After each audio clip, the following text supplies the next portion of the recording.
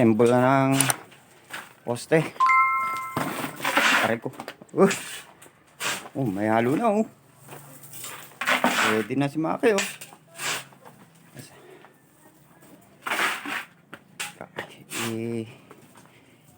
Kabit na natin yan dito. Unahin muna natin to. So, tara.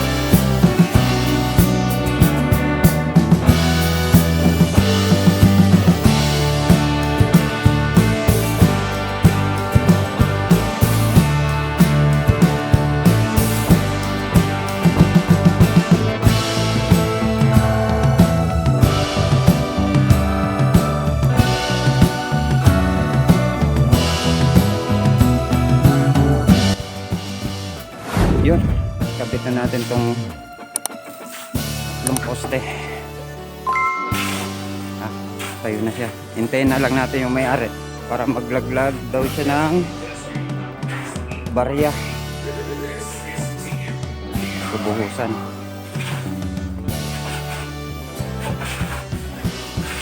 Ewan ko kung naniniwala kayo sa ganun, pero mga Katoliko, maraming naniniwala sa mga ganyan.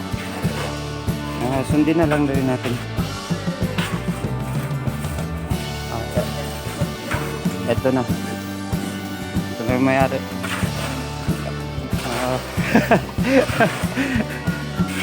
May panigarilyo dyan, te. Oh. Ito na. Lumihat ba? Kayo. Ha? Kayo. Bawat poste? Oo. Ayun. Tulugan din dito. Oo. Ayaw.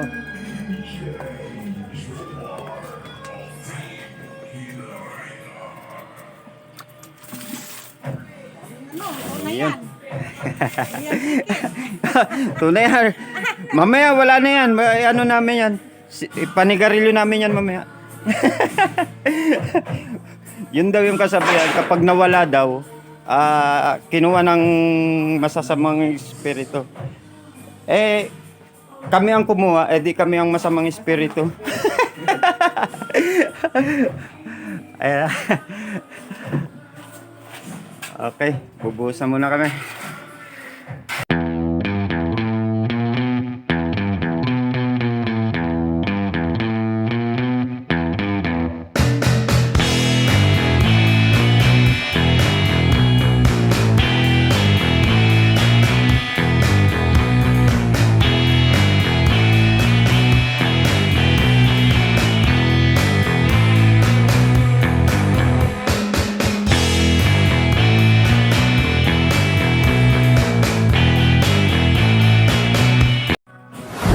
Ito pansinin nyo yan.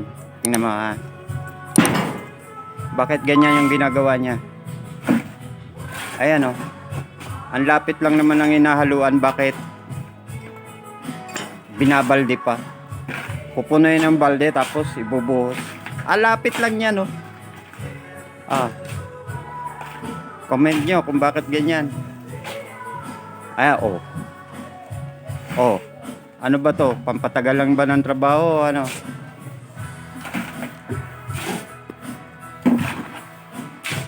Pak! Ba't ganyan? Ang lapit na niya Bakit ano? De, ganito yan. Comment nyo na lang kung bakit ganyan. So yun. Tapos na tayo sa puting. Ayan na siya. Ayan.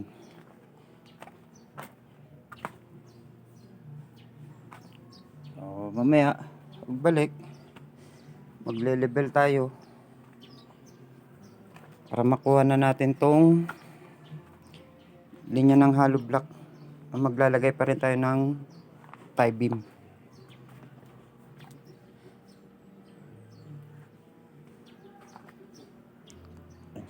Patayo na siya. Okay, tanghali at kakain muna. Oras na para kumain.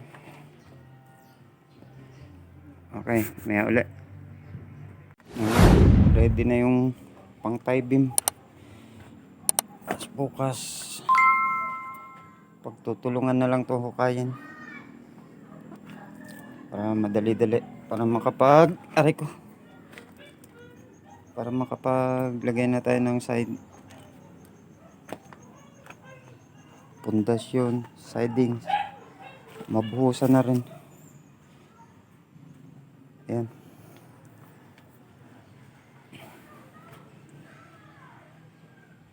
Tulong-tulong na lang bukas. Aray ko. Tapos kagawa na rin ng konting anilyo para hindi ako magahol pag poste. Yan. Ito pa oh. Tutuloy na bukas. So hanggang dito na lang muna. Bukas na lang ulit. Ay mamamahinga naman.